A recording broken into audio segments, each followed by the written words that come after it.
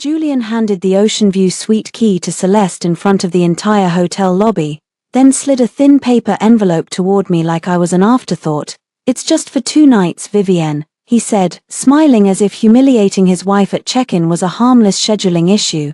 "You don't care about fancy rooms anyway." Celeste lowered her lashes and hugged the gold keycard to her chest, but the little curve at the corner of her mouth told me she cared enough for both of us. The front desk clerk looked from him to me, then down at the reservation. The reservation was under my name, the credit card on file was mine, the anniversary package, the welcome champagne, the private dinner on the terrace, and the suite with the white roses I had chosen 3 weeks earlier were all mine.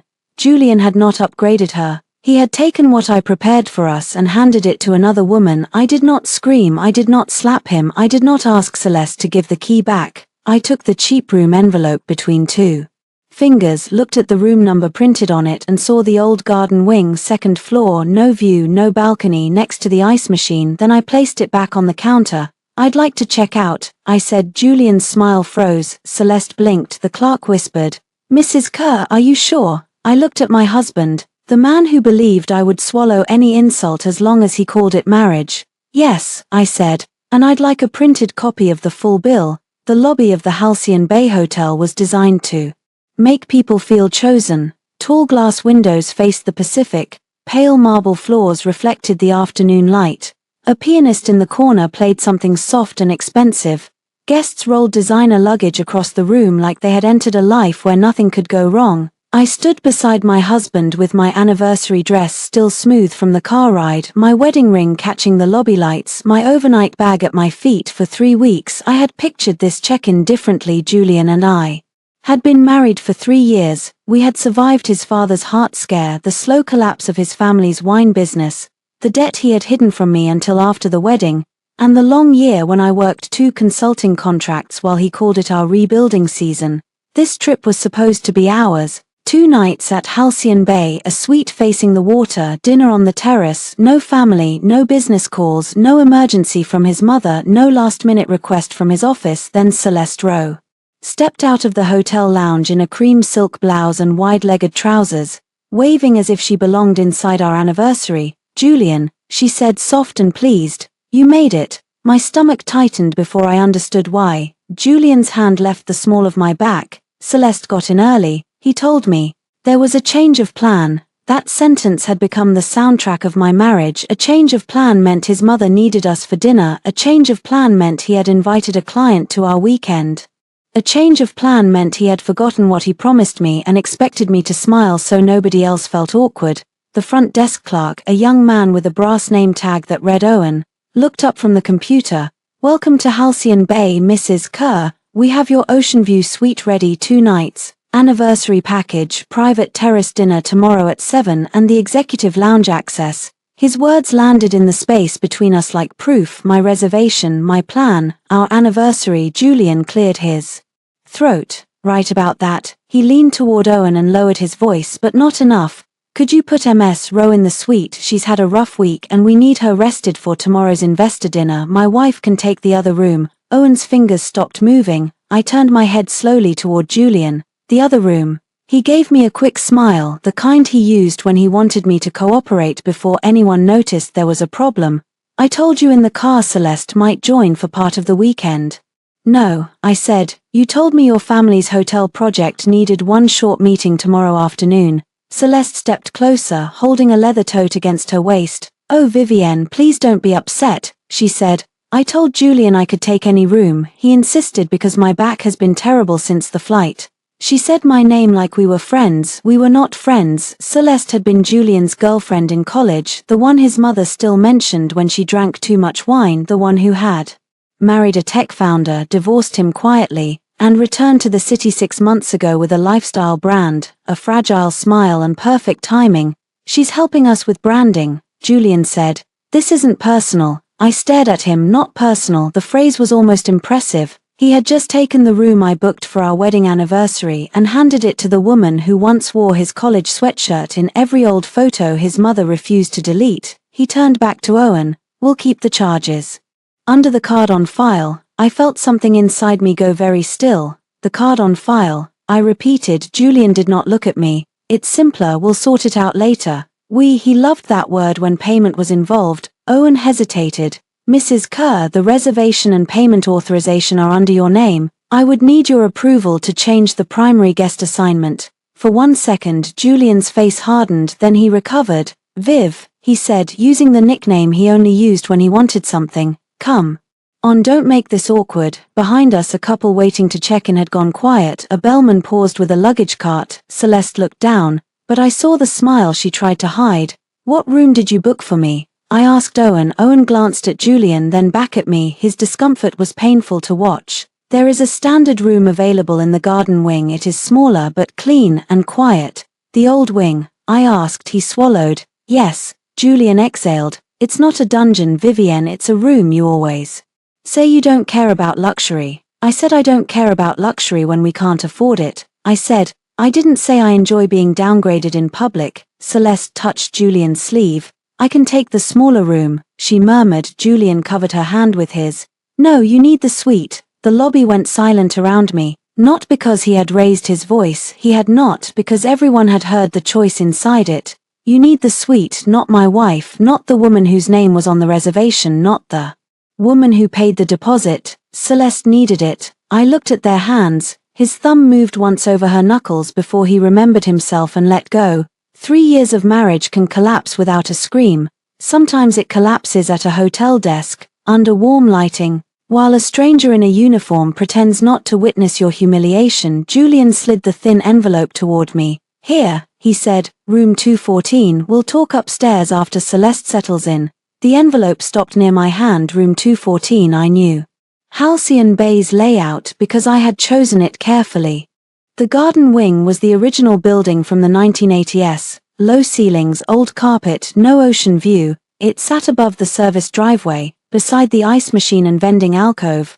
I thought of the terrace dinner I had booked, the white roses, the note I had asked the hotel to place in the suite, to 3 years, and to choosing each other again. My throat tightened, but my hands stayed steady. I picked up the envelope. Celeste's eyes flicked to it, then to the gold keycard Owen had placed on the counter. Julian took the gold key and handed it to her. There, he said gently, get some rest. Celeste's fingers curled around it. A gold key for her, a paper envelope for me. I almost laughed, not because it was funny, because it was so clear. For years I had begged for clarity. I had asked Julian if Celeste's late-night calls were appropriate. I had asked why she needed him at every brand meeting. I had asked why his mother invited her to family dinners and then acted surprised when I was uncomfortable. Julian always had an answer. She's lonely, she's useful for business, you're overthinking, don't be insecure. Now there was no answer left, only a key. I placed the paper envelope back on the counter. Julian frowned. What are you doing? I turned to Owen. I'd like to check out. The clerk blinked. Mrs. Kerr, yes. Please remove my card from all incidental charges, print the current reservation details, the payment authorization, and the room assignment record. Julian gave a short laugh. Vivienne, stop. I ignored him. Owen straightened, suddenly professional. Of course, I'll need your ID.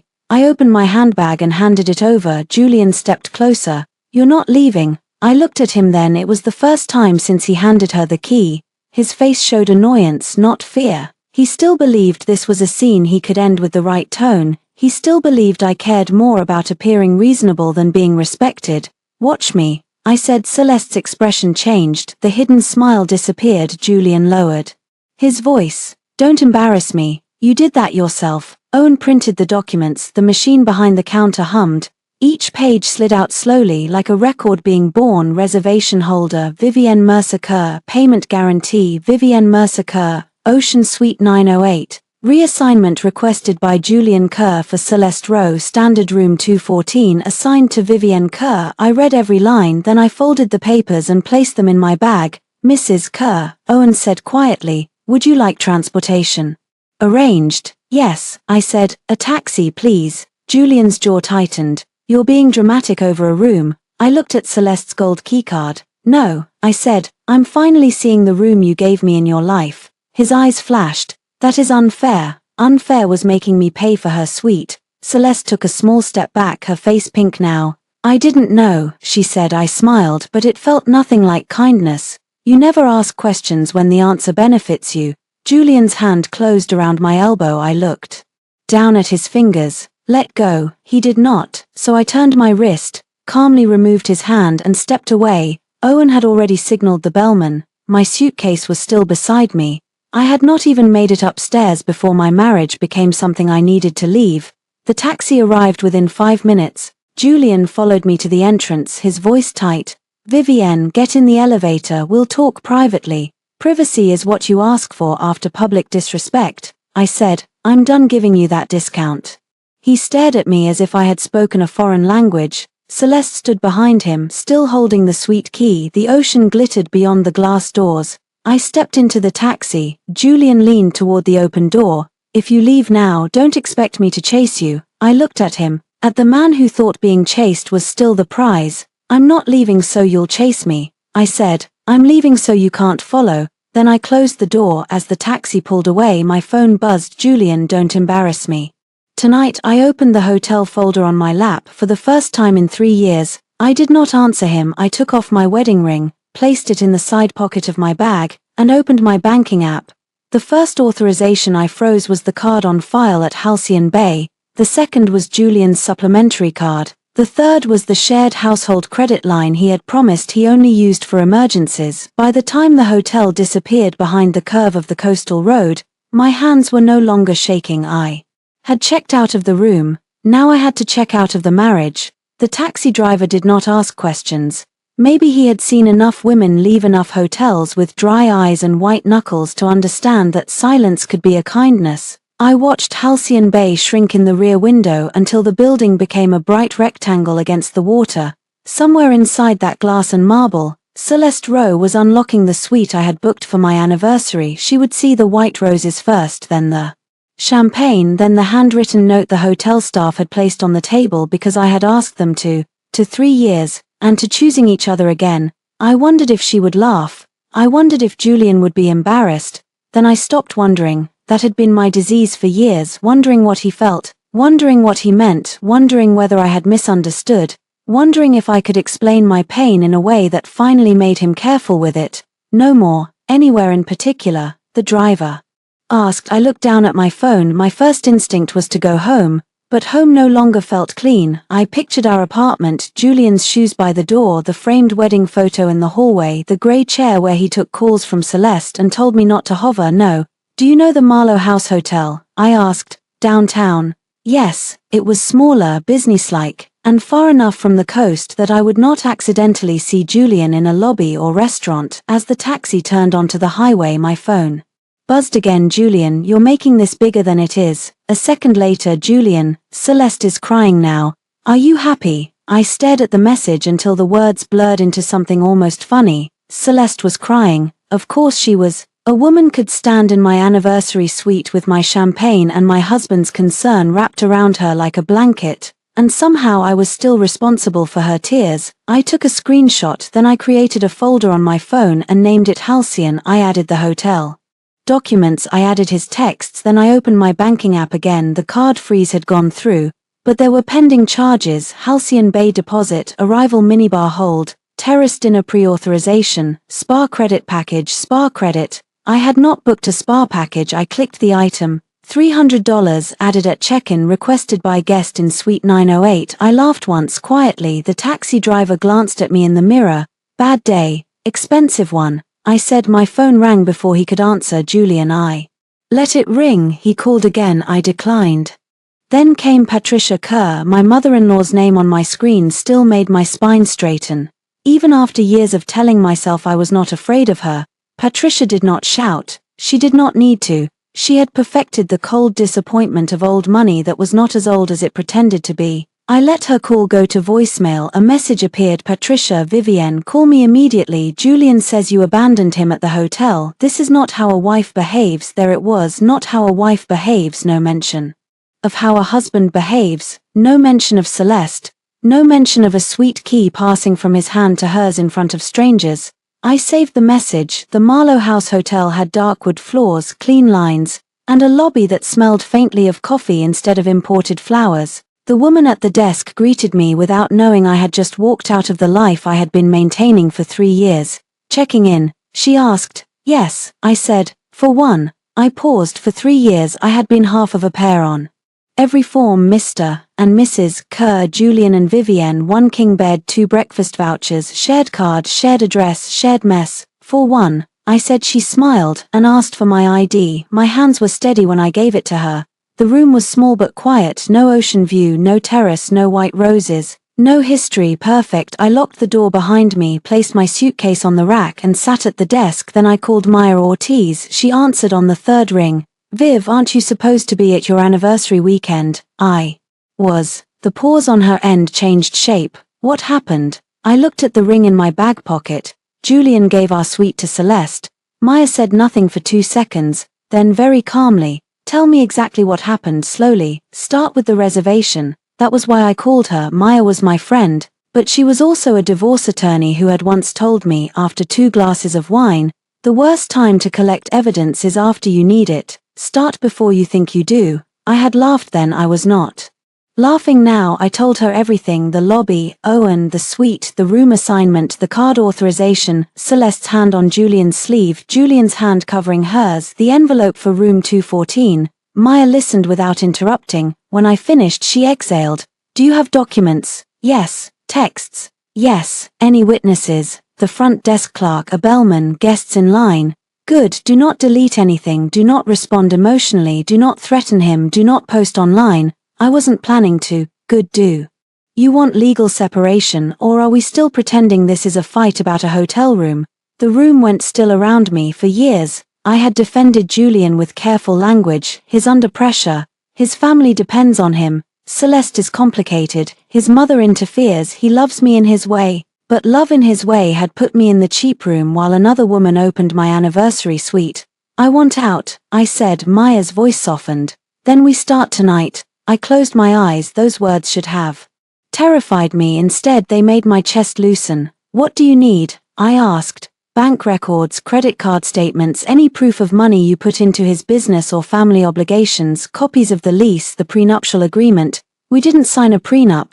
Maya was quiet. Vivienne, I know. You used your grandmother's money to pay off his tax debt. I know. And the bridge loan for the tasting room. I know. And the hotel investor weekend. I opened the Halcyon folder on my laptop. My company name is still attached to part of the vendor coordination. I guaranteed the deposit because Julian said the timing was urgent. Maya cursed softly. I almost smiled. Maya rarely cursed at clients, only friends. Okay, she said, then we move fast. First, remove payment authorization from anything not already settled. Second, notify the hotel in writing that no additional charges are approved. Third, change passwords on shared financial accounts. Fourth, pull your credit report. Fifth, do not go back to the apartment alone if you think he'll be there. He's at Halcyon with Celeste. The words hit, but not the way I expected. They did not pierce me, they clarified me. With Celeste, I repeated. Viv, I'm okay. You don't have to be. I know, but I'm clear. Another message from Julian appeared. Julian,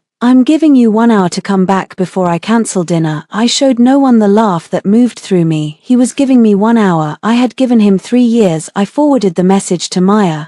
She read it while we stayed on the phone. Good, she said. He's establishing pressure. Keep letting him write. Should I answer? Only if necessary. 1 sentence, no emotion. I typed carefully. Me, I have checked out. Please communicate in writing regarding any shared expenses.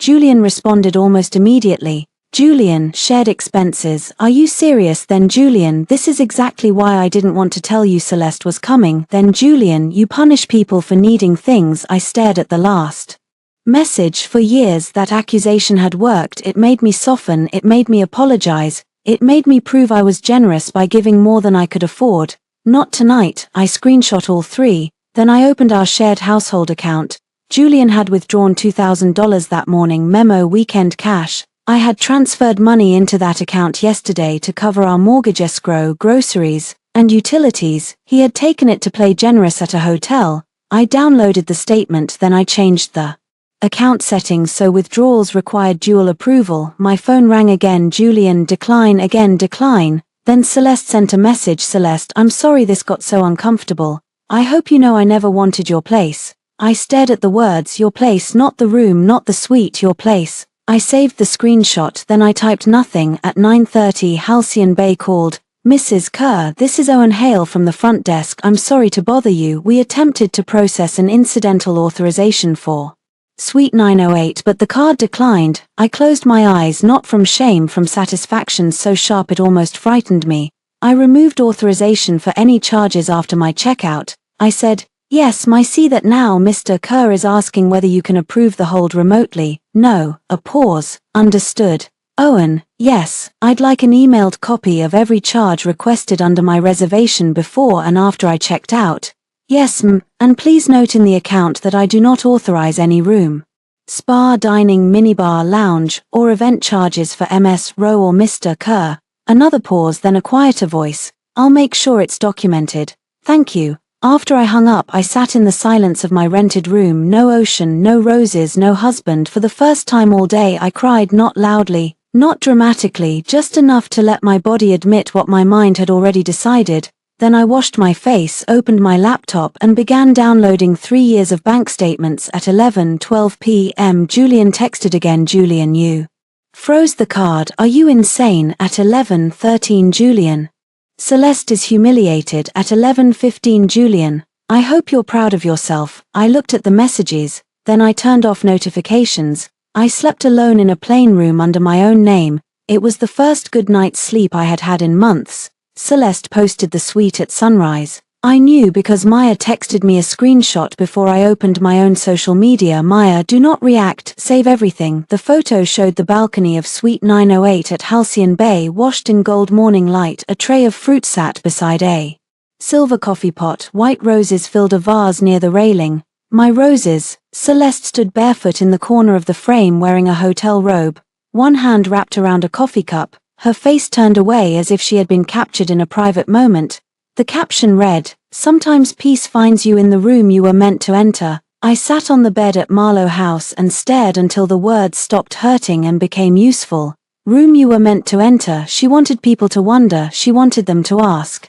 She wanted to stand inside my marriage and call it destiny. I saved the post, then I clicked through the comments. Patricia Kerr had liked it. Of course she had, so had Julian's sister, 2 of his cousins, and the account for Kerr Family Vineyards. My mouth went dry. The family business account. I opened the page. The night before, someone had posted a story from the Halcyon lobby. Celeste and Julian stood near the grand staircase, glasses in hand, smiling beside a group of potential investors. The caption read, "Excited for tomorrow's private preview weekend with our creative consultant Celeste Rowe, not with Vivienne Kerr, who had coordinated half the schedule, negotiated the vendor discounts and guaranteed the deposit." Celeste, creative consultant. I had never seen a signed consulting agreement. I opened my email and searched her name. Hundreds of results appeared. Celeste added to calendar, Celeste deck revisions, Celeste dinner preference, Celeste flight pickup, Celeste suite request. I stopped. Suite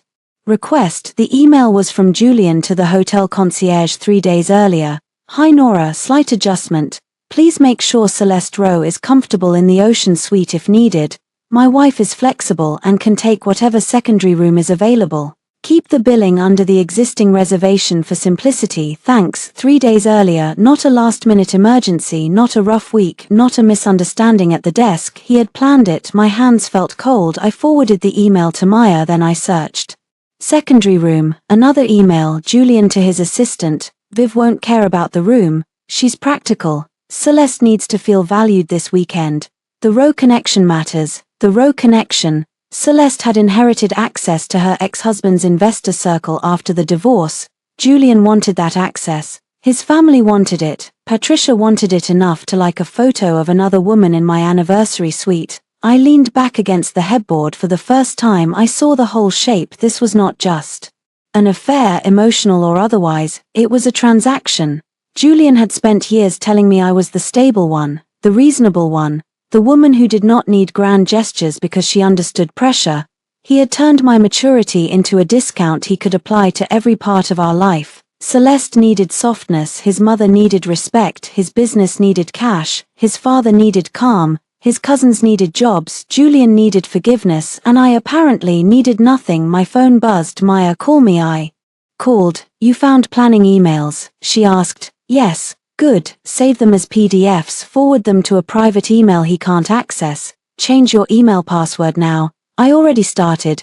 Do you still use the same Apple family account? My stomach dropped. Yes, get out of it today. Before he realizes how much you can see or how much he can erase. I moved quickly then. I had not realized how many parts of my life were connected to Julian's convenience: shared calendar, shared cloud photo album, shared password manager, shared streaming accounts, shared grocery app, shared hotel loyalty account, shared phone location, shared everything except respect. I changed passwords, logged out devices, removed his recovery email, set up two-factor authentication with my own number.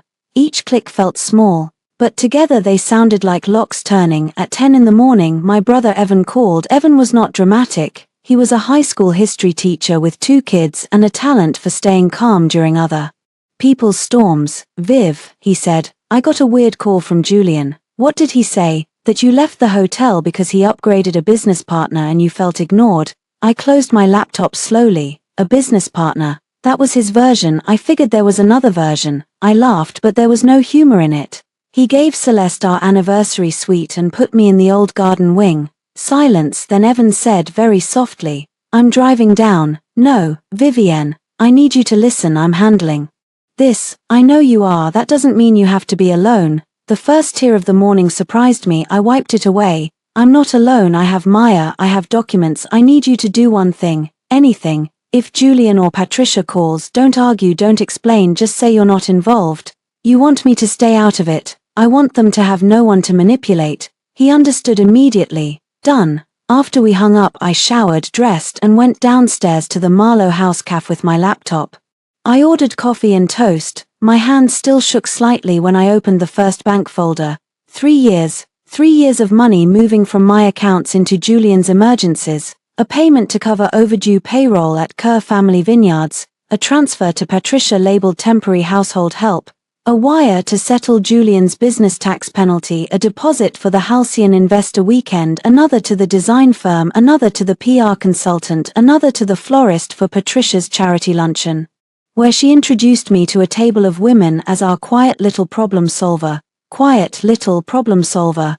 I created a spreadsheet: date, amount, purpose, source account, supporting document. By noon, the total passed $180,000. By 2, it passed $240,000. By 4, I stopped counting and went for air outside. Downtown traffic moved like nothing had happened. People carried coffee, walked dogs, laughed into phones. The world had the audacity to continue while mine reorganized itself around a hotel key. My phone buzzed. Unknown number.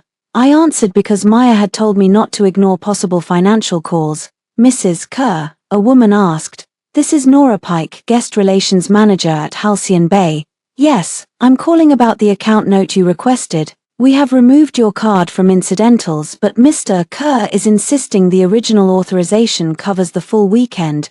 It does not. I understand. I have the checkout timestamp and your written revocation. I wanted to let you know there may be a dispute. There will be a dispute. I said, please send me a copy of all charges attempted after my checkout. I can do that. She paused, then her voice lowered. Mrs. Kerr, I probably shouldn't say this, but I saw the reservation notes. You may want a copy of the pre-arrival requests too. My body went still. What kind of requests? Room assignment preferences, amenity notes, guest names. Please send them. I'll send what I'm authorized to send. Thank you. When the email arrived 20 minutes later, I opened it in the cafe. There it was: pre-arrival request, Ocean Suite 908 to be prepared with roses, champagne, and anniversary card. If MS row requires suite access, please provide second key at Mr. Kerr's instruction. Mrs. Kerr is flexible and may be assigned standard accommodation if occupancy requires. Mrs. Kerr is flexible. I read the sentence 3 times, then I saved it. At 6:30, Julian called from Celeste's phone. I almost declined, but then I remembered Maya's instruction: let him talk. I answered and said nothing. Vivienne, he snapped. Did you block me? No. You turned off notifications? Yes. That is childish. So is giving another woman your wife's room. A sharp inhale. You keep saying it like that, because that is what happened. No, what happened is I tried to manage a complicated weekend, and you chose to make it about your ego. My ego. I looked at the spreadsheet on my laptop, the money, the documents, the proof of every time I had made myself smaller so his life could remain smooth. My ego is not the problem, I said. Your entitlement is. Celeste's voice floated in the background. Julian, don't let her provoke you. I almost smiled. He had put me on speaker. Good, tell Celeste, I said, that any charges she made to my room after I checked out will be disputed. Silence. Then Celeste came closer to the phone. I never asked you to pay for anything. No, I said, you just accepted the suite, the champagne, the spa credit and my husband's hand at the front desk. Julian cut in. Enough. Yes, I said, it is. Come to dinner tonight, we'll fix this in person. No, you're my wife. Then you should have remembered that before check-in. I hung up, my hands were shaking again, but this time it felt like power moving through a body that had forgotten how to hold it. At 9 that night, Maya sent a draft of a formal notice, revocation of financial authorization, preservation of evidence, notice of intent to separate. I read it twice, then I signed electronically before I went to bed. I opened Celeste's post one more time. Sometimes peace finds you in the room you were meant to enter. I took one final screenshot, then I wrote a note in my evidence folder. She entered the room. I left the life. Maya's office was on the 7th floor of a brick building above a bakery. It was the kind of place that smelled like espresso, paper, and people making irreversible decisions before lunch. I arrived at 9 with a tote bag full of documents and a body that felt like it had aged 10 years in 2 days. Maya met me in the reception area, hugged me once, then stepped back into lawyer mode. You ate? She asked. Coffee. That's not food. It's close. It is not. Sit. She brought me a croissant from downstairs, placed it beside a yellow legal pad, and waited until I took a bite before opening the first folder. That was friendship. Then she became terrifying. For 4 hours we built the map of my marriage, not the emotional one. I already knew that landscape too well. This was the financial map. My grandmother's inheritance, separate property, the money I used to pay Julian's tax penalty, traceable, the bridge loan I gave Kerr Family Vineyards, documented as a loan, though never repaid, the vendor deposits for Patricia's charity events, paid from my business account, the emergency payroll transfer, from my savings, the Halcyon Bay deposit, my card, my professional account, my guarantee. Maya highlighted each line. He has been using your stability as a financing strategy, she said. I looked at the papers spread across the table. That sounds uglier than helping. It is uglier than helping.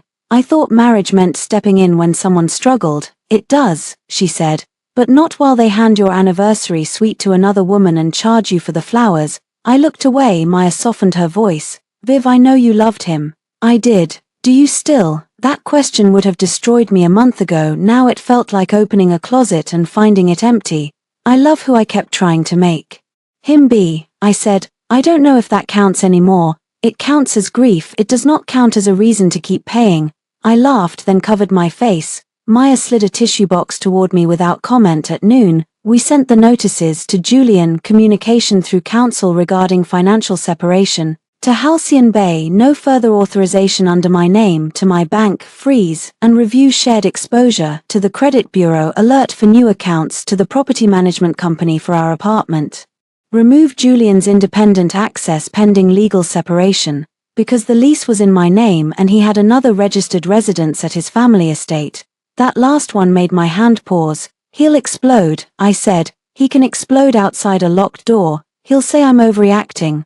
He put Celeste in your suite. It was amazing how one sentence could still return me to clarity. I signed. At 2, my bank manager called. Mrs. Kerr, we received your request to require dual authorization on the household line. I should inform you that Mr. Kerr attempted to increase the line this morning. My breath stopped. This morning? Yes, the request was submitted electronically but not completed because the account permissions changed. How much? $50,000. I gripped the edge of Maya's desk. Can you send confirmation? Of course. Maya watched my face. What? I put the call on speaker and asked the manager to repeat it. When the call ended, Maya's expression had gone flat. Now we know why he wants you. Calm. $50,000. While I was downloading bank records, Julian had tried to increase a shared credit line, maybe for the hotel event, maybe for Celeste, maybe because he knew I was finally looking. My phone rang. Patricia. I looked at Maya. Answer, she said. Speaker, say little. I accepted the call. Vivienne, Patricia said, her voice sharp enough to cut glass. What have you done to the accounts? Hello, Patricia. Do not hello me. Julian is at the hotel dealing with an embarrassing payment issue because you decided to behave like a teenager. I removed my card after I checked out. You are his wife. I was also the payment holder. You are punishing the entire family over a room. There she is. Maya whispered, writing something on her pad. Minimization. I kept my voice calm. I'm not discussing this with you. You will discuss it with me. I vouched for you in this family. I almost laughed. Patricia had never vouched for me. She had evaluated me at our rehearsal dinner. She told her sister I was not the obvious choice. But very capable. Capable had been my first warning. Julian embarrassed me publicly. I said, Julian made a practical decision. He gave Celeste my anniversary suite. A pause, then Patricia said, Celeste is important to the project, and I am important to my life. That kind of language is exactly the problem. Marriage is not about keeping score. No, I said, but bank records are. Silence. Maya looked up and smiled like a proud wolf. Patricia's voice dropped. What does that mean? It means I'm reviewing what I have paid for. You need to be careful, Vivienne. No, I needed to be careful before I let your son use my money, my credit, and my work while telling me I was lucky to be included. You are emotional. I am documented. Another pause, then Patricia said, Come to dinner tonight. We will settle this as a family. There it was again, as a family. Kerr family language meant everyone sat at a table until the person with the least power apologized for making everyone uncomfortable. No, I said, you will regret making enemies of us. I'm not making enemies, I'm ending access. I hung up. Maya leaned back. That was excellent. I want to throw up. That is also normal. The rest of the afternoon passed in signatures, legal separation petition, temporary financial restraining notice, demand for preservation of communications, request for accounting of marital expenses by 5. I felt like I had been turned inside out and stapled back together with court language when I left Maya's office. The sky had turned grey. Evan waited outside with a paper bag from the bakery. You said not to get involved, he said. You didn't say I couldn't bring bread. I took the bag and hugged him for a minute. I let myself be someone's sister instead of someone's wife. You look exhausted, he said. I am. Do you want me to come upstairs? No, I have more to do. Of course you do. He did not say it cruelly. Evan had watched me become efficient as a survival skill. After our parents died, I handled probate, bills, funeral flowers, thank you cards, and the sale of the house while he was still trying to breathe through the loss. I knew how to function. That had made me useful, then it made me vulnerable. Did Julian call you again? I asked. Yes. What did he say? That you're having some kind of breakdown. I nodded. And I told him I'm sorry he feels that way. Despite everything, I laughed. Evan smiled. I learned from customer service. At Marlowe House that night, I opened a fresh notebook. On the first page I wrote what I know, then I listed facts. Julian planned to give Celeste suite access before we arrived. Julian told hotel I was flexible. Julian tried to keep billing under my card.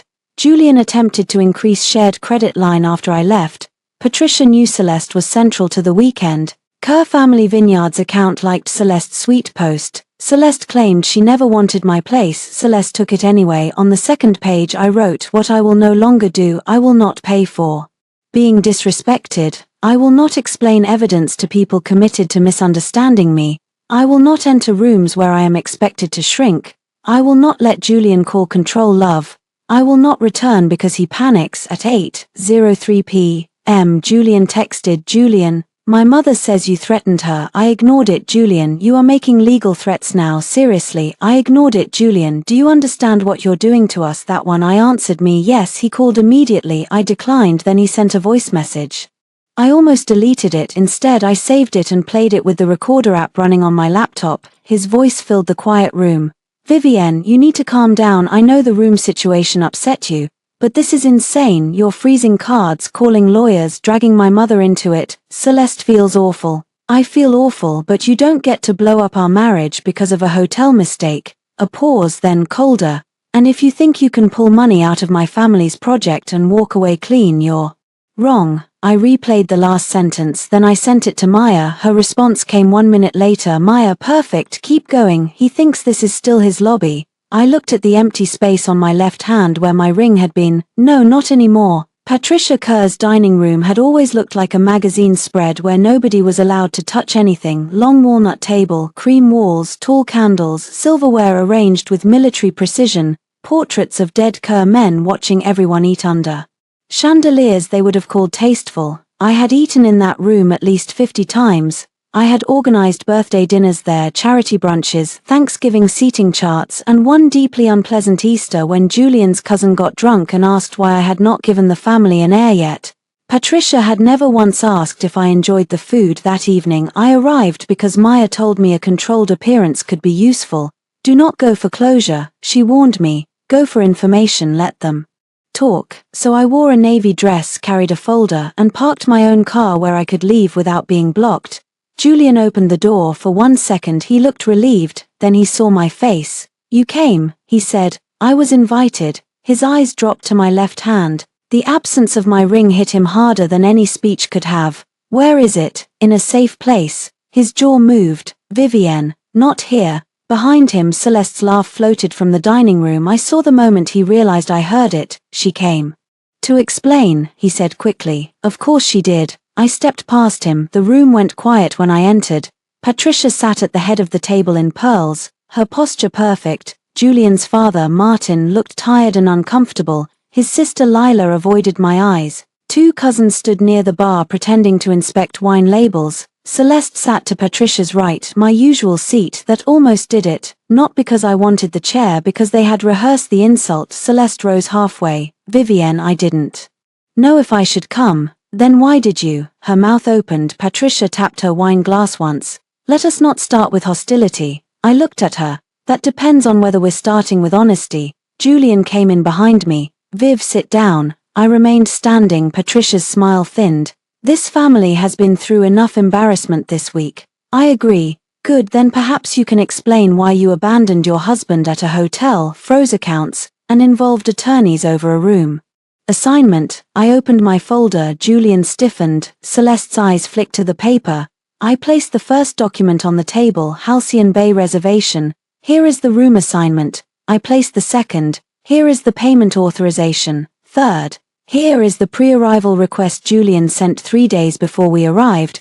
Patricia did not touch them. Martin did. He lifted the page and read silently. His face changed. Julian stepped forward. Dad, it's out of context. I almost admired the speed. What? Context improves. My wife is flexible and can take whatever secondary room is available. I asked. Lila's head snapped up. Patricia reached for the page, then her eyes moved across the text. Celeste folded her hands in her lap. I told Julian I didn't need the suite, she said. Did you tell him before or after you posted yourself standing in it? Her cheeks flushed. Julian's voice sharpened. Do not attack her. I turned to him. That sentence is why we are here. He blinked. You keep defending the woman in my room from the wife you put outside it. The room fell silent. Martin set the paper down. Julian, he said carefully. Why was Vivienne's card still on the reservation? Julian looked irritated, as if his father had chosen the wrong concern. Because she booked it, it was easier. Easier for whom? I asked. He ignored me. Patricia put the document down. Vivienne, I understand you felt slighted, but dragging finances into this is unnecessary. We all know you have helped the family. Nobody denies that. That was new. Nobody denies that. For years they had called my money support temporary help. What family does? Now that I had started documenting it, the language improved. I placed the spreadsheet on the table. Good, then repayment should be simple. Julian's face went red. Repayment? Patricia stared. What is this? A preliminary accounting. Lila leaned forward despite herself. I pointed to the first section. Tax penalty, $42,000, paid from my inheritance account. Emergency payroll, $26,000, paid from my savings. Tasting room bridge loan, $80,000, written as a loan, never repaid. Halcyon investor weekend deposit, $12,000. My business account. Patricia's spring charity vendors, $18,000, reimbursed only in part. Patricia's mouth tightened.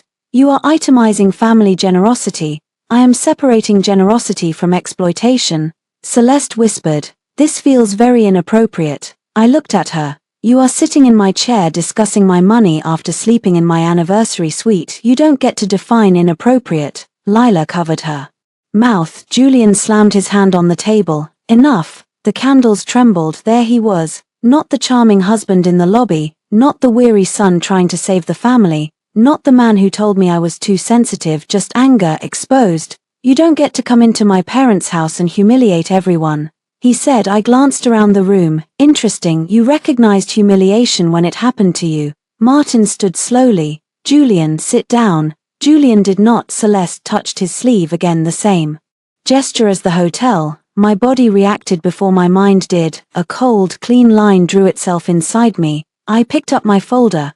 I came because your mother asked me to settle this as a family. Now it's settled. I am no longer financing this family's emergencies. My attorney will handle repayment discussions.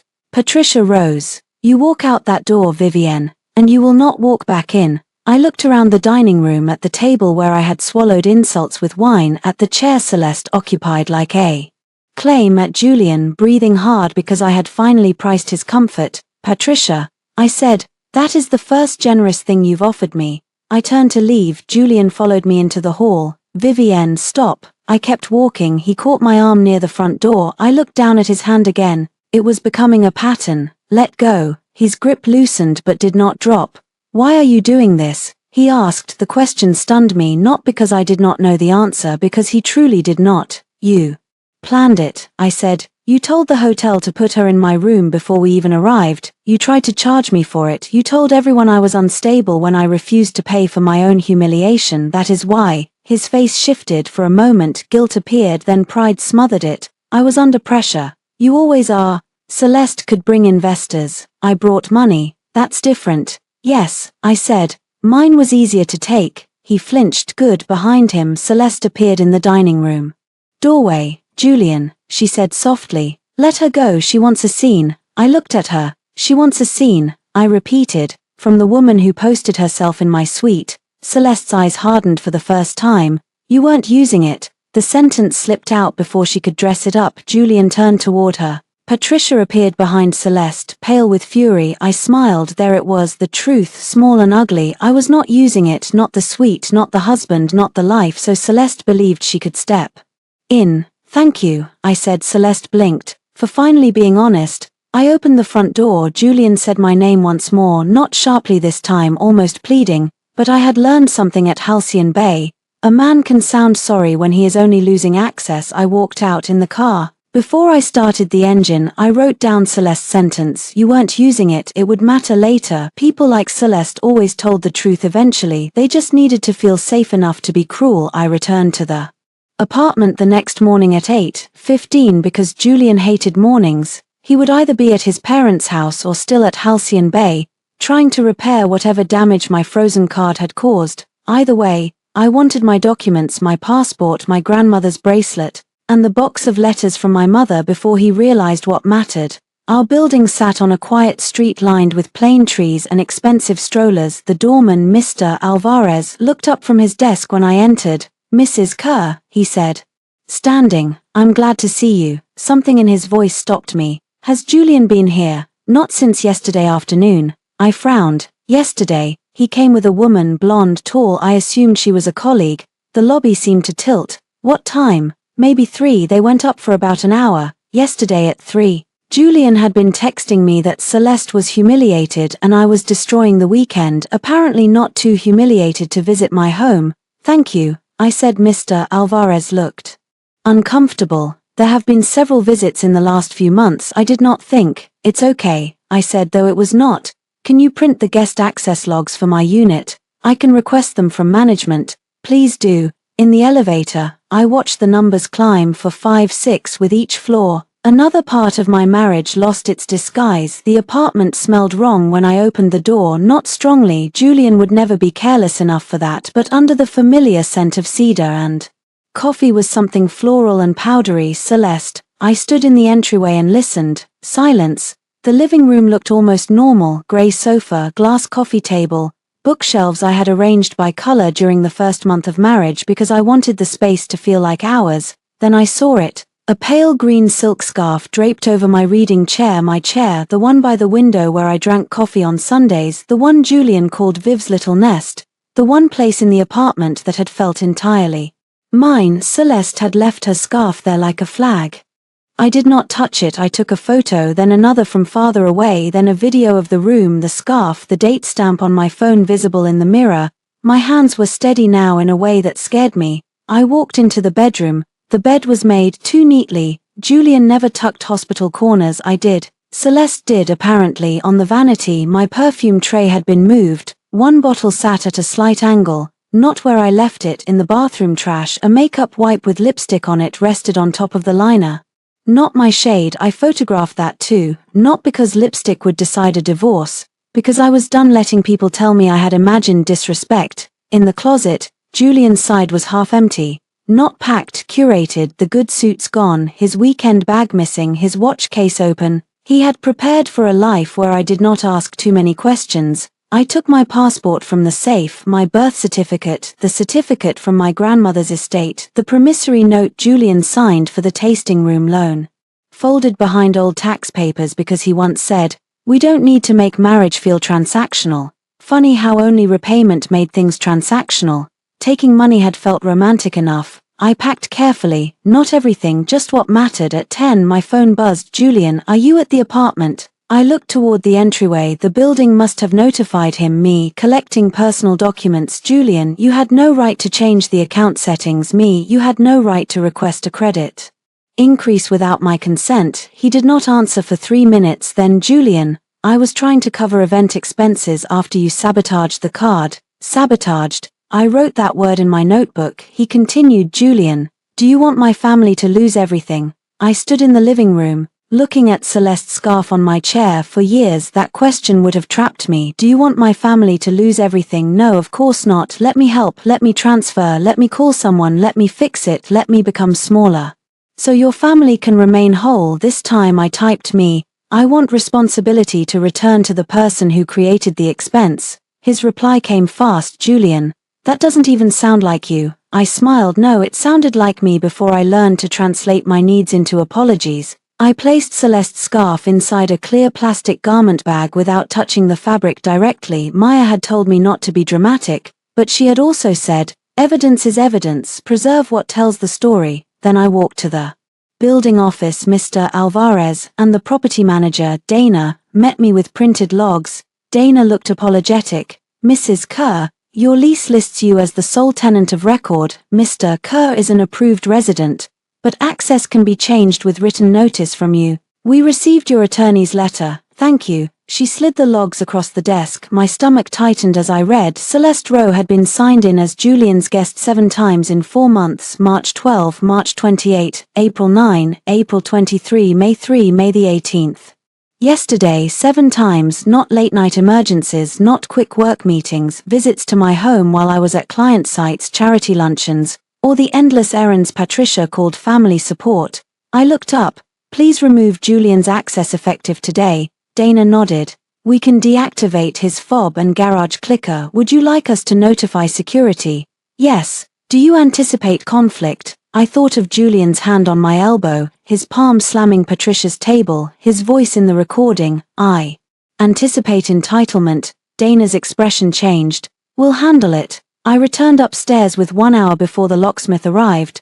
I moved through the apartment like a witness at a crime scene. Photos first, wedding picture, into a box, his mother's silver serving dish, into a box. The framed vineyard opening photo where Patricia stood between us, her hand on Julian's shoulder, my body angled slightly out, into a box. Then I stopped. On Julian's desk sat a folder labeled Halcyon Preview. I knew I should wait. I knew Maya would tell me not to search through private documents without advice.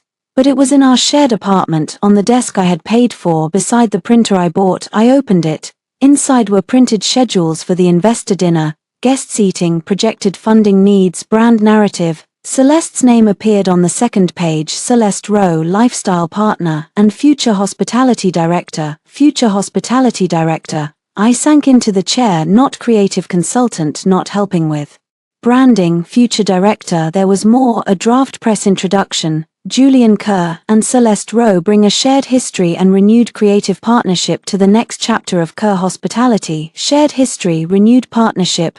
No mention of Vivienne Mercer Kerr. No mention of the wife who guaranteed the deposit. I scanned every page with my phone. At the back of the folder, I found a handwritten note in Patricia's precise script. "Once Vivienne calms down, have her sign off on the revised guarantee. She does not need to know Celeste's title until after the preview." My vision went white at the edges. There are moments when betrayal stops being a wound and becomes a diagnosis. This was not carelessness, this was strategy. They had planned to use my credit, my labor, and my name to launch a project that positioned Celeste beside my husband. Then they would tell me to be mature. I scanned the note, sent it to Maya. Her reply was immediate. Maya, leave now, bring the documents, do not engage if he arrives. I packed the folder. The locksmith arrived at 11:40. By noon, Julian's key no longer fit the door. At 12:17, he arrived. I knew because my phone showed the building camera feed. He strode into the lobby with sunglasses in one hand and anger in every line of his body. He had a suitcase behind him. Mr. Alvarez stopped him at the desk. I watched without sound. Julian held up his fob. Mr. Alvarez shook his head. Julian's mouth moved quickly. Dana appeared. Julian gestured toward the elevators. Dana remained calm. He pulled out his phone. Mine rang. I answered from upstairs. Vivienne, he said, tell them to let me up. No, this is my home. The lease is mine. I am your husband. My attorney sent notice of separation. He went quiet on the camera. I saw him look toward the elevator as if I might still come down and smooth the moment over. I did not. You changed the locks, he said. Yes, you locked me out of our life. No, I said, you checked me into the cheap room first. His breath hitched for a moment. Neither of us spoke, then his voice softened. Viv, come on, let me up, we need to talk. The old me rose inside my chest. The wife who managed his panic, the woman who translated anger into stress and cruelty into pressure. She reached for the door. I let her mourn, then I said, talk to Maya. I hung up. Through the camera, I watched Julian stand in my lobby with a dead key fob in his hand. For the first time since I had known him, a door did not open because he expected it to. The third day began with Celeste's credit card declining at the Halcyon Bay Spa. I knew because Nora Pike called me at 10:06 a.m., sounding like a woman trying very hard not to enjoy her job. Mrs. Kerr, I apologize for calling again. Ms. Rowe attempted to charge a massage package to Suite 908. We informed her that no valid authorization remains on file under your account. I sat at the Marlowe house desk surrounded by folders, and she asked us to contact you. No, a pause. Understood. Nora, I said. Please continue documenting all attempted charges. We are. She hesitated. Also, the suite is now under Mr. Kerr's card, but the card is reaching its limit. The front office may require a new deposit before tonight's event. I closed my eyes. Julian had spent years performing generosity with my money. Without it, the performance was failing in real time. Thank you for letting me know. After we hung up, I added the call summary to my timeline. Day 1, suite reassignment, checkout, card revoked. Day 2, account freeze, family dinner, evidence gathered. Day 3, access removed, charges declined, event deposit unstable. Maya called it a separation timeline. I called it the story they would not get to rewrite. By noon, Owen Hale had emailed his statement. I read it slowly. On Friday at approximately 4:18 p.m. Mr. Julian Kerr requested that Suite 908, reserved under Mrs. Vivienne Kerr's name, be issued to Ms. Celeste Rowe. When I informed him that Mrs. Kerr was the reservation holder, Mr. Kerr stated that his wife was flexible and could be placed in the garden wing. Mrs. Kerr did not approve additional charges and requested checkout documents. It was clean, professional, devastating. I printed 3 copies. At 1, Maya and I reviewed the draft petition, irreconcilable differences, misuse of marital funds, unauthorized credit line attempt. Emotional misconduct was not a legal claim in the way Heartbreak wanted it to be, but Maya found the financial bones under the emotional flesh. Judges do not care who cried in a hotel lobby, she said. They care who used whose money and whether there are documents. I have documents. You have excellent documents. I hate that I need excellent documents. I know. My phone lit up again. Julian, my father wants to speak with you. Then Julian, he thinks this has gone too far. I showed Maya. She shook her head. Do you want to speak with Martin? Martin Kerr had always been kind in the passive way of men who benefited from not noticing. He thanked me when I fixed things. He looked away when Patricia insulted me. He loved Julian, depended on Julian, and allowed Julian to become the kind of man who thought a wife's patience was a family asset. No, I said. Then don't. I typed me all financial matters through counsel. Julian, stop saying that. Me all financial matters through counsel. Julian, you sound ridiculous. Me all financial matters through counsel. He stopped texting for 40 minutes. Then Patricia called Maya's office. I watched Maya answer on speaker. This is Maya Ortiz. Patricia's voice was ice. I'm looking for my daughter-in-law, Mrs. Kerr. Is represented. She is my family. She is my client. A pause. You people are encouraging her to destroy her marriage. No, Mrs. Kerr, I am helping her document what already damaged it.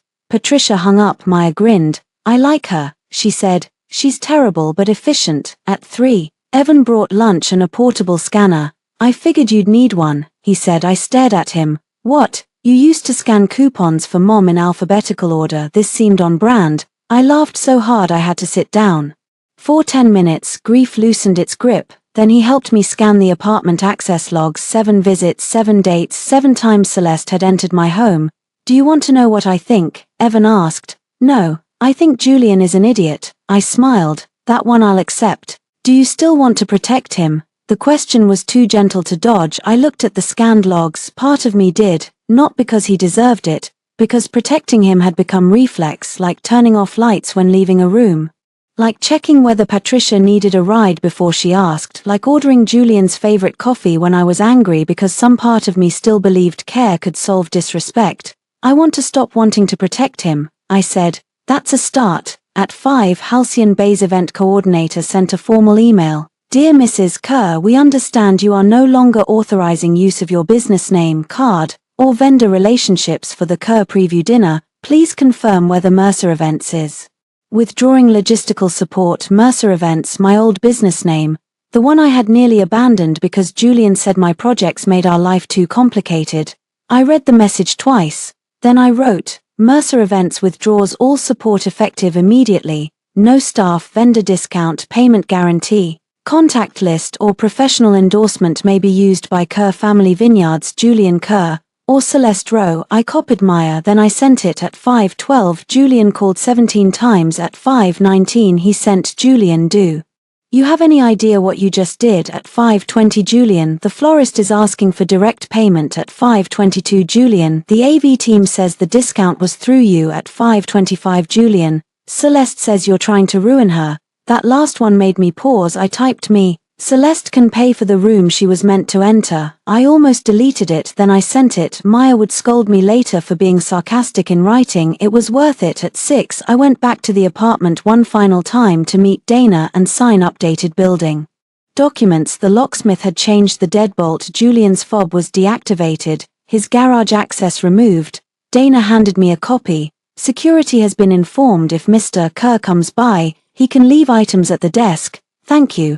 As I stepped into the elevator, my phone rang. Julian. I was tired of declining. I answered. What? I said. His voice was lower than usual. I'm coming home tonight. No, you're not. I need clothes. Leave a list with the front desk. This is absurd. No, absurd was giving Celeste.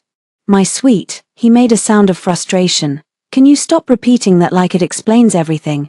It does explain everything. It was a room. It was a decision. It was a business weekend. It was our anniversary. Silence. Then finally, I know, 2 small words. Once I would have grabbed them like a rope. Now I heard what was missing. Not I'm sorry, not I hurt you, not I chose wrong, just I know. Knowledge without accountability.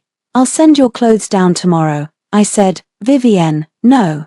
You can't keep me out forever. I looked at my reflection in the elevator doors. The woman looking back at me was pale, exhausted and ringless, but she was standing. I don't need forever, I said. I just need the law. Then I hung up that night at 11:43. The lobby camera notified me of motion near the entrance. Julian stood outside the building with his suitcase. He tried his fob. Red light. He tried again. Red light. He looked up toward the apartments as if he could locate me through 20 floors of glass and consequence. Then he called. I did not answer. He sent one message. Julian, you can't just check me out of your life. I stared at it. Then I typed me. I already did. Julian slept at his parents' house that night.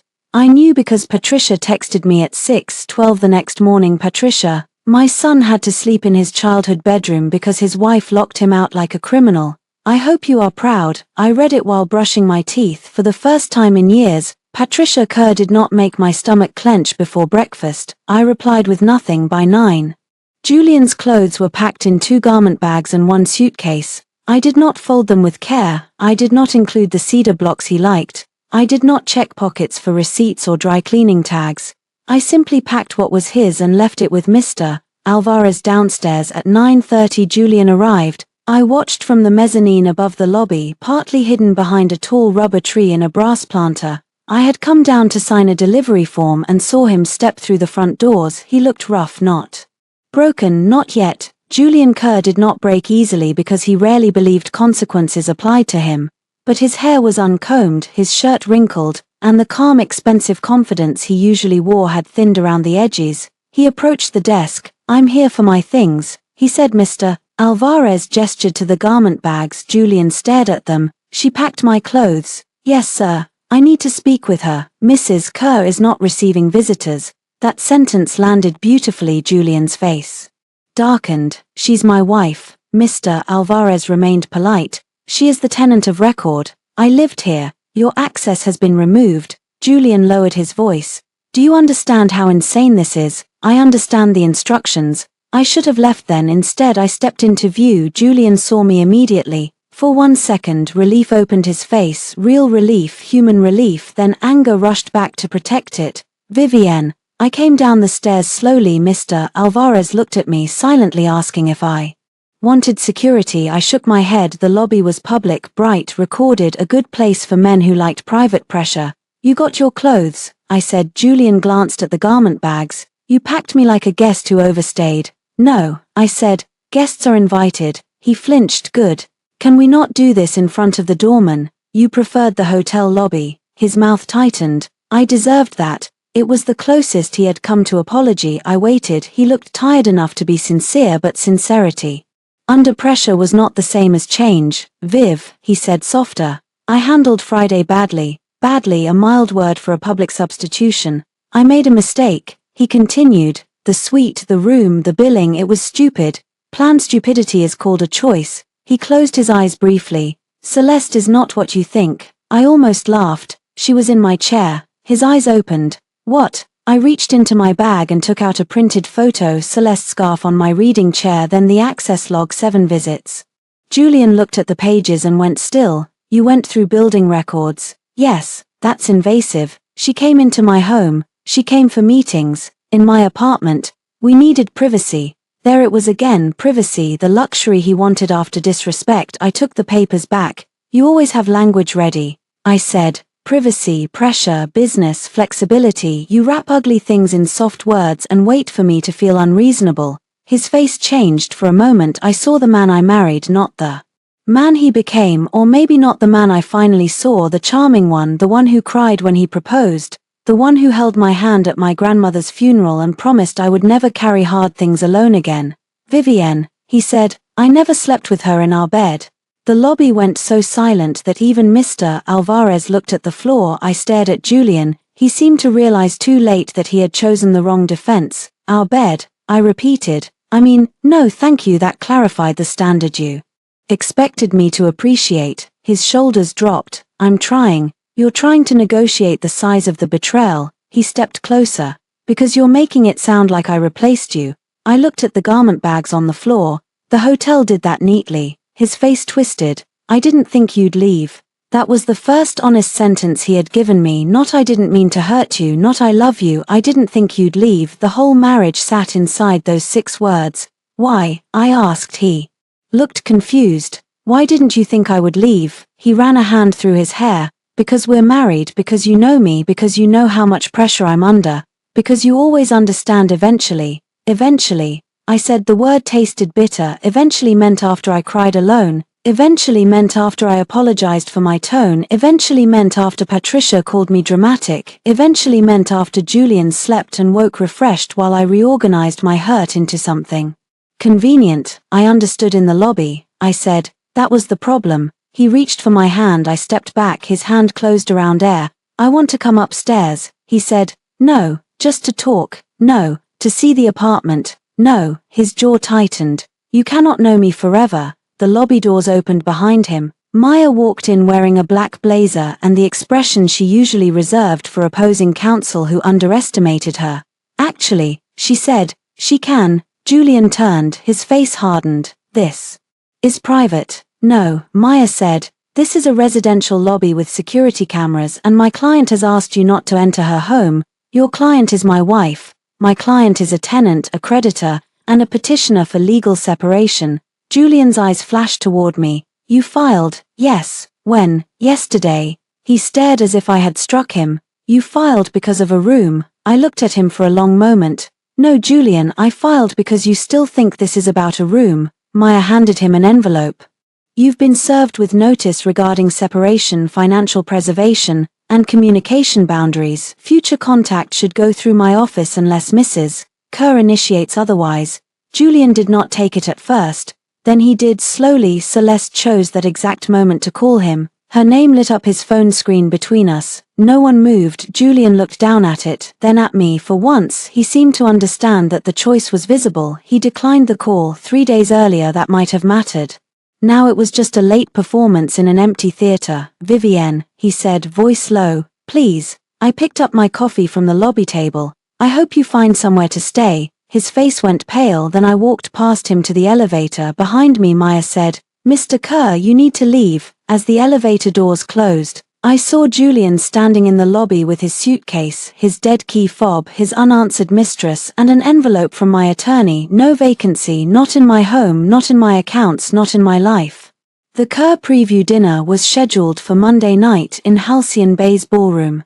By Monday morning, Julian had called it a small investor gathering, a necessary business event, a family milestone, and finally, in a message to Maya, a reputational emergency.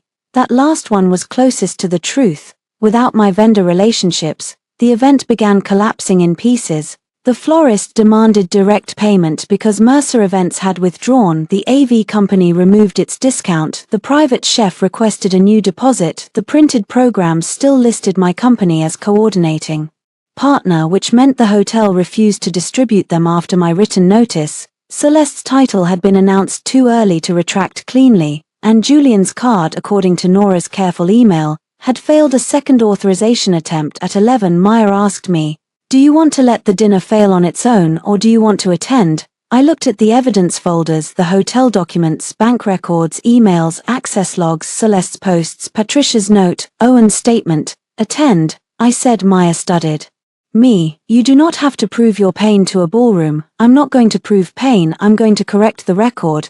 That mattered. Julian had already started rewriting. By noon, I heard from 2 mutual acquaintances. One said Julian was devastated that I had weaponized money.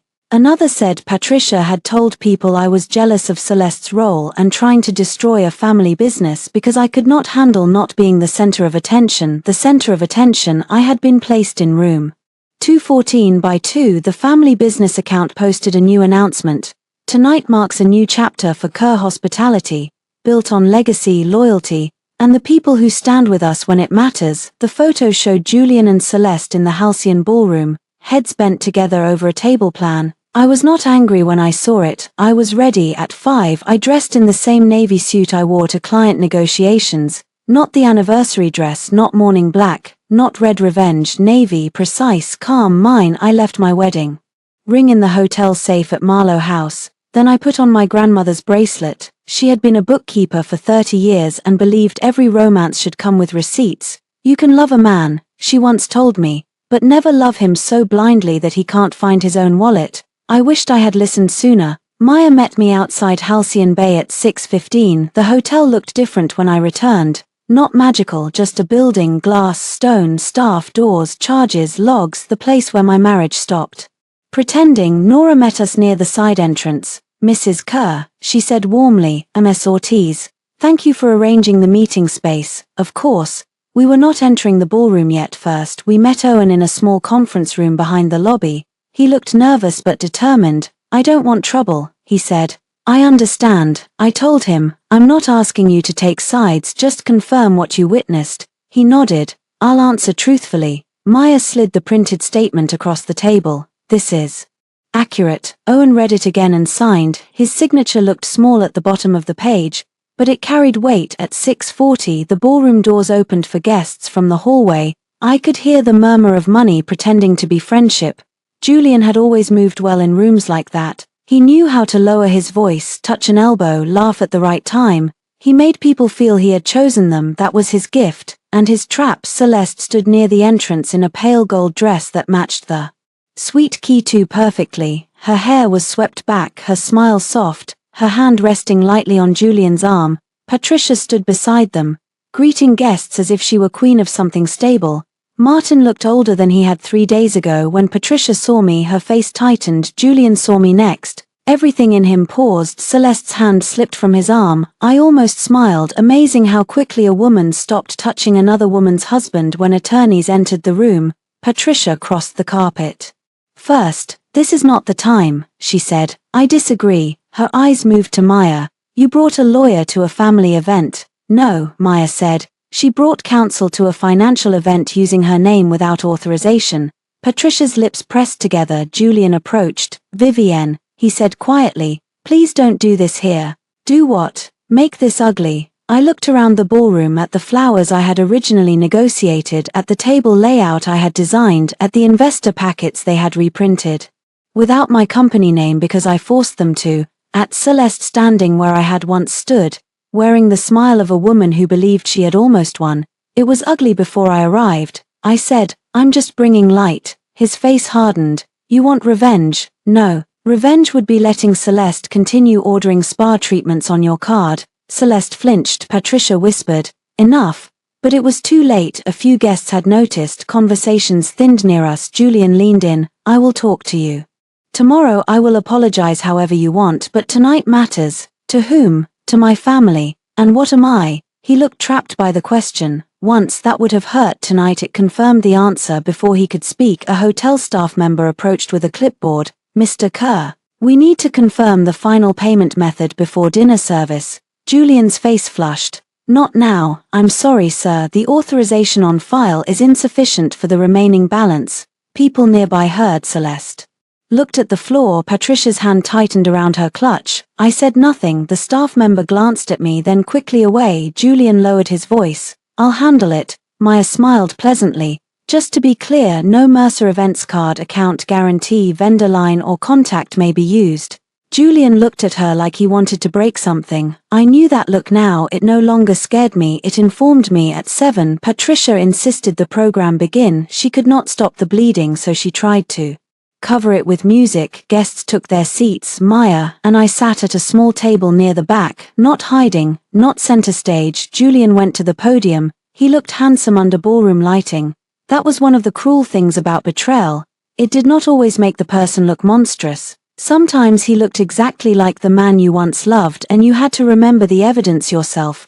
Thank you all for being here, he began. This weekend has had unexpected challenges, but Kerr Hospitality was built on resilience, loyalty, and family. His eyes flicked toward me. I held his gaze. He continued, some people stand with you when things are easy. Others reveal themselves when asked to make sacrifices.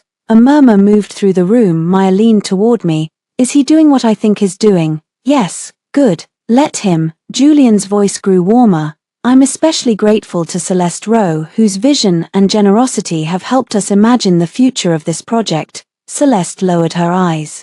Modestly, applause. Then Julian made his mistake. As many of you know, my wife Vivienne has chosen not to support this weekend. I won't discuss private matters, but I do believe character is revealed in moments of pressure. The room went still. There it was, the rewrite, the jealous wife, the selfish woman, the one who would not sacrifice. I stood, chairs creaked. Julian stopped speaking. Patricia's face went white. I walked toward the podium, Maya beside me with the folder. Julian leaned away from the microphone. Vivienne, don't. I looked at him. You brought me into it. Then I faced the room. My name has been used in connection with this event, so I need to correct the record. My voice did not shake, not once. A ballroom full of wealthy people can smell scandal before it sees proof. The air changes, bodies lean forward, forks pause, smiles freeze in place. At the Halcyon Bay Ballroom, under chandeliers Julian had once told me were a little much but useful for investors. I stood beside the podium with Maya at my shoulder and watched my husband realized that public humiliation could go both ways. I will be brief, I said. Maya placed the first page on the projector stand. Nora, standing near the AV table, gave me one small nod. The ballroom screen lit up. Reservation, Vivienne Mercer Kerr, occasion, wedding anniversary package, room, Ocean Suite 908, payment guarantee, Vivienne Mercer Kerr. A murmur moved through the tables. Julian stepped toward me. Turn that off. Maya moved between us. Do not touch my client. His hands stopped at his sides. I continued. 3 days ago I arrived at this hotel for what I believed was my wedding anniversary weekend. At check-in, my husband requested that the suite reserved under my name and paid under my authorization be given to Ms. Celeste Rowe. The second document appeared. Room reassignment request. Suite 908 Celeste Rowe, standard room 214 Vivienne Kerr. Someone whispered, "Oh my God." Celeste's face drained of color. Patricia stood halfway from her seat. "Vivienne, this is beneath you." I looked at her. No. Room 214 was beneath me. This is documentation. A few guests inhaled sharply. Julian's jaw clenched. I clicked to the next slide. Pre-arrival request from Julian. "My wife is flexible and can take whatever secondary room is available." The words filled the screen. There are sentences that look worse when they are no longer hidden inside email. Julian stared at them as if someone else had written them. I turned back to the room. When I objected, I was told I was making things awkward. When I checked out, I was told I was embarrassing my husband. After I left, additional charges were attempted under my payment authorization.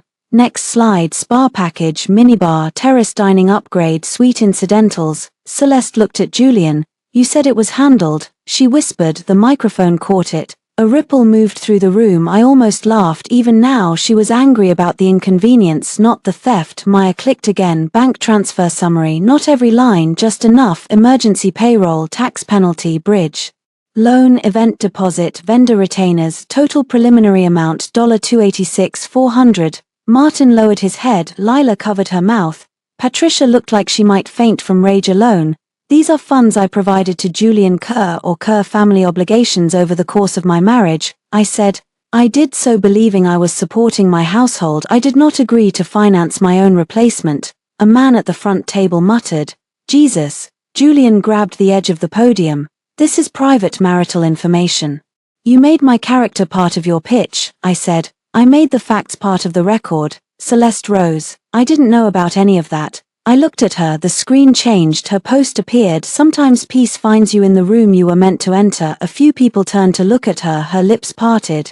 That was taken out of context. I clicked again. Her message to me, "I never wanted your place." Then from Patricia's dining room, the note I wrote down immediately after Celeste said it, "You weren't using it. I have witnesses to the dinner where Ms. Rowe stated regarding the suite that I was not using it." Celeste's eyes filled. I was upset. "You were comfortable enough." Julian turned toward her. "Celeste, sit down." The command cracked through his polished voice. She did not sit for the first time. Their alliance showed a seam. I looked toward the side of the ballroom. Owen Hale from the front desk has signed a statement confirming the check-in exchange and room reassignment request. The hotel has preserved the keycard log and billing record. Owen stood near the wall, pale but steady. Every eye moved to him. He nodded once. That nod destroyed 3 days of Julian's narrative. Patricia pushed back her chair. "This is a family matter." "No," I said. "This is a financial and legal matter." "Family is what you called it when you wanted me quiet." Maya stepped forward. "Formal notices have been issued. Mercer Events has withdrawn all support from this event and any related hospitality project. Mrs. Kerr does not authorize use of her name, credit, vendor relationships, financial guarantees, or professional reputation." The room shifted again. Investors understood money faster than emotion. One of the men at table 2 raised his hand slightly. "Julian, are the vendor contracts still valid?" Julian looked trapped. Patricia answered for him.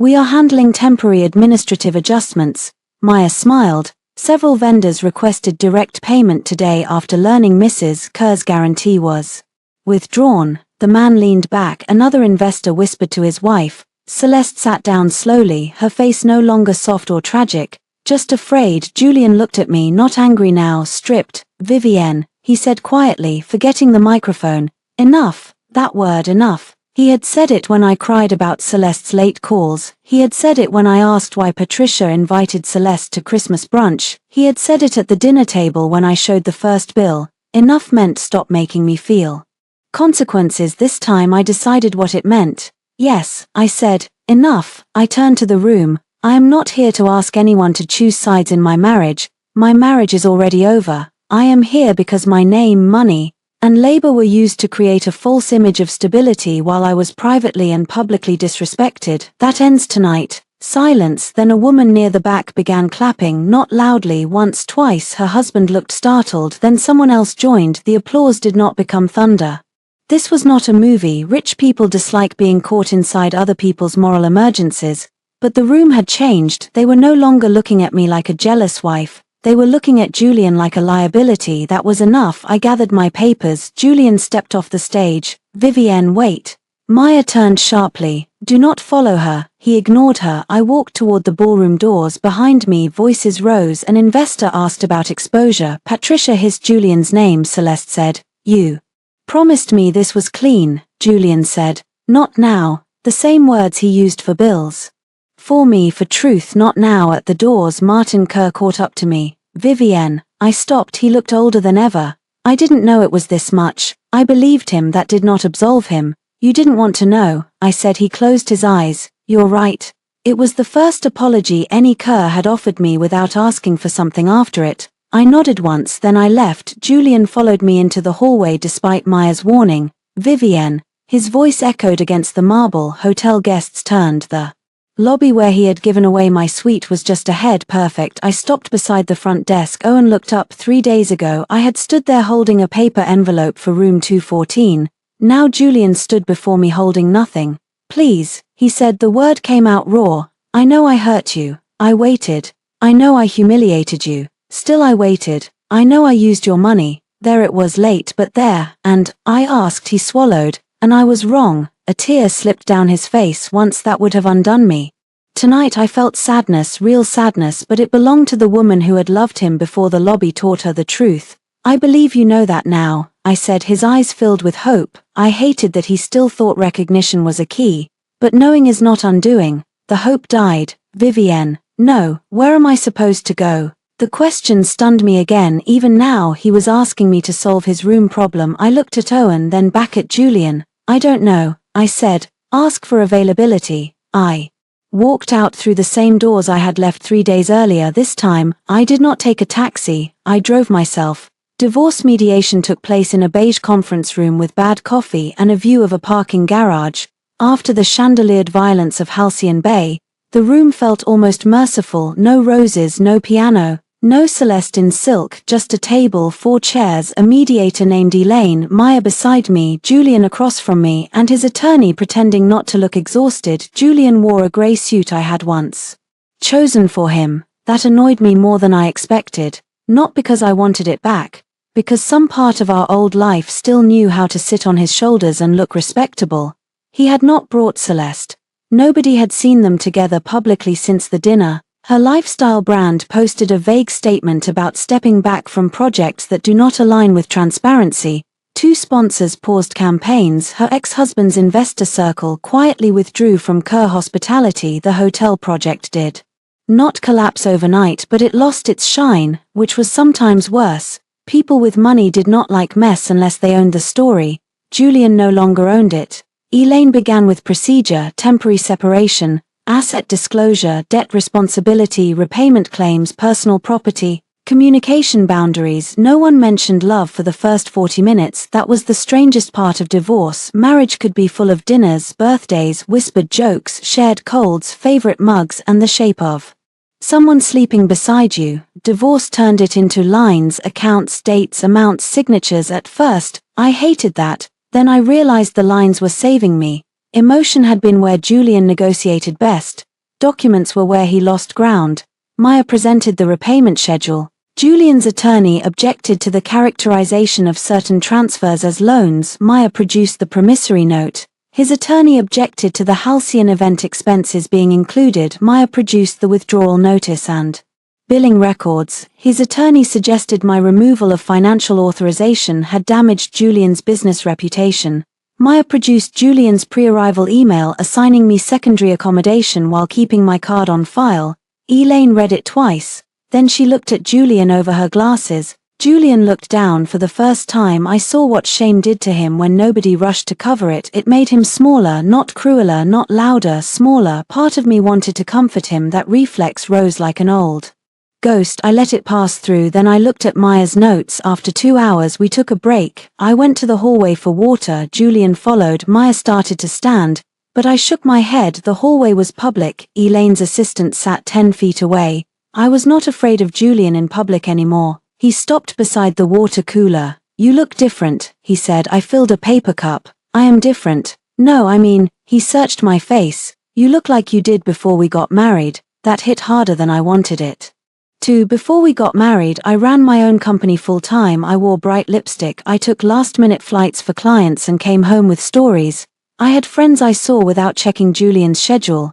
I had money that stayed where I put it. After we married, life became triage. Julian's family first. Julian's stress first. Julian's debt first. Julian's dreams first. Myself later. Later never came. Maybe that should tell you something, I said. He rubbed his hands over his face. I ended things with Celeste. I drank the water slowly. He watched me, waiting for the sentence to land like a gift. It did not. Okay, I said. His face tightened. Okay, what do you want me to say? I thought you'd want to know. Why? Because she was the problem. I set the cup down. No, Julian, she was a symptom you enjoyed. He flinched. That's harsh. It's accurate. She pushed. She wanted more. She kept saying you didn't appreciate the life we had. And you liked hearing it. He looked away. There it was, truth again. Arriving late and poorly dressed, she made me feel. He stopped. Chosen? I asked. His eyes came back to mine. The pain in them was real. Good, let it be real. Let it still not be enough. I was drowning, he said. The vineyard, my mother, the project, the debt. With you, I always felt like I was failing. With Celeste, I felt like I could still be someone. I nodded slowly. So you made me pay for the room where you felt like someone. His face crumpled. Vivienne. No, listen to the sentence. You need to hear it. He did. I saw him hear it. For once he did not argue. I am sorry, he said. It was quiet. No performance, no audience, no mother, no Celeste, no hotel lobby. Just sorry. I believed him. That was the cruelest part. I know, I said. His eyes lifted. But I'm still divorcing you. He looked like he had been struck. I can change. Maybe. Then why won't you give me a chance? I gave you years. That's not fair. No, Julian, what's not fair is that you think change begins when I finally stop absorbing the damage. He leaned against the wall. I don't know how to fix this. You don't fix it with me. His eyes shone. Is there any room left for me in your life? The words were so close to the wound that for a second I could not breathe. Room, life, the cheap room, the suite, the apartment lobby, the ballroom, the mediation room. Every door we had passed through brought us here. No, I said. His mouth trembled. None. I thought of room 214, of Celeste's hand around the gold keycard, of my card declining at the spa, of the scarf in my chair, of the dead fob blinking red in his hand. None. We returned to the conference room. Julian signed the temporary agreement with a shaking hand. Debt review, repayment schedule pending. No direct contact except logistics. No use of my business name. No access to my residence. No shared credit. No shared life. When it was done, Elaine slid copies to each of us. Julian stared at the papers. I put mine in a folder. At the elevator, he said, Vivienne. I looked back. I didn't think you'd actually leave. I know. I wish I had. I gave him the only mercy I could afford. I wish you had too. Then the elevator doors opened. I stepped inside alone. This time, he did not follow. 3 months after Halcyon Bay, I checked into a hotel under my own name. Not because I was running away. Because I wanted to know what arrival felt like without asking anyone else where I belonged. The hotel was in Santa Barbara, smaller than Halcyon but warmer. White stucco walls, blue tile, lemon trees in the courtyard. The lobby smelled like salt, sun, and clean linen. The woman at the desk smiled. Welcome, MS Mercer. We have your suite ready. MS Mercer, not Mrs. Kerr, not Julian's wife, not the flexible one, not the woman in the secondary room. MS Mercer. I handed over my ID and my own card. No shared account. No hidden guarantee. No husband explaining that someone else needed comfort more than I did. The clerk placed a keycard on the counter, a simple white card in a paper sleeve. Room 612, Ocean View, breakfast is included. I looked at the key for a moment. The lobby shifted. Halcyon Bay returned in flashes. Gold keycard in Celeste's hand. Julian's voice. You don't care about fancy rooms anyway. The paper envelope for room 214, my own voice. I'd like to check out. The memory hurt less now, not because it became small, because I became bigger around it. Thank you, I said. My suite had wide windows, cream curtains, and a balcony facing the water. No roses. I had not ordered any. No champagne, no anniversary card, no note promising to choose someone. Again, just sunlight. I placed my suitcase on the rack and walked barefoot onto the balcony. My divorce was not final yet, but the hard parts were settled. Julian agreed to a repayment structure for documented loans and certain event expenses. He fought at first, then stopped when Maya's discovery requests became specific enough to frighten his attorney. Patricia sent one email. It was not an apology. Patricia Kerr did not have the muscle for apology. It said, "I hope one day you understand the pressure our family was under." I did not answer. Martin sent a separate letter, handwritten. "I am sorry I looked away when I should have looked closer." That one I kept. Celeste disappeared from Kerr Hospitality Materials within 2 weeks of the ballroom incident. Her brand survived in the way brands often survive shame. Reworded captions, softer colors, comments limited for a while. But the Rowe connection never materialized. Investors do not like being used as props in someone else's affair. Kerr Family Vineyards downsized the hospitality project. Julian moved into a rented townhouse near his parents. He sent flowers once. Maya returned them. He sent a letter. I read it after 2 weeks because I wanted to know if my body still belonged to his words. It didn't. The letter was sad. It was also too late. He wrote about regret, therapy, pressure, fear, love, and the lobby. He wrote that watching me leave the ballroom was the moment he understood what he had done. I believed that. Still, I did not respond. Understanding is not a key. Regret is not a reservation. Love is not access. That afternoon in Santa Barbara, I opened my laptop and reviewed the website for Mercer Events. I had rebuilt it slowly at first. The name felt like an artifact from a former life. Then clients began returning. A non-profit called about a gala. A boutique hotel asked if I could consult on guest experience. A woman I once worked with sent a message that said, "I heard you're taking projects again. Thank God." Thank God. I laughed when I read that. For years I thought stepping back from my work made me a better wife. It only made me easier to erase. At 5 my phone buzzed. Unknown number. I almost ignored it. Then I answered. "Vivienne." "Julian, I looked at the ocean. How did you get this number?" A pause. "Your old vendor contact sheet." "I know I shouldn't have used it." "No, you shouldn't. I heard you were in Santa Barbara." My hand tightened around the phone. "From whom?" Lila mentioned Mercer Events posted about a hotel consultation. That was not the same as knowing where I was. He had guessed. "What do you want?" I asked. "I'm in town." Of course he was. The old Julian would have called that fate. The new me called it boundary testing.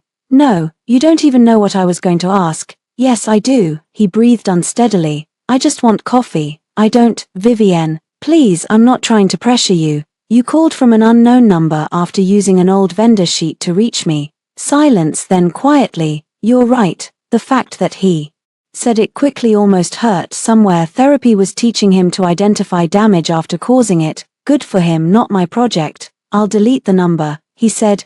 "Yes, you will. I miss you." I closed my eyes. There it was, the hook, not manipulation, maybe just grief. But grief could still be a hand on the wrong door. "I miss who I thought we were," I said. "That's different." He made a soft sound. "Do you ever think about that weekend?" "Yes, me too. I don't think about it the way you do."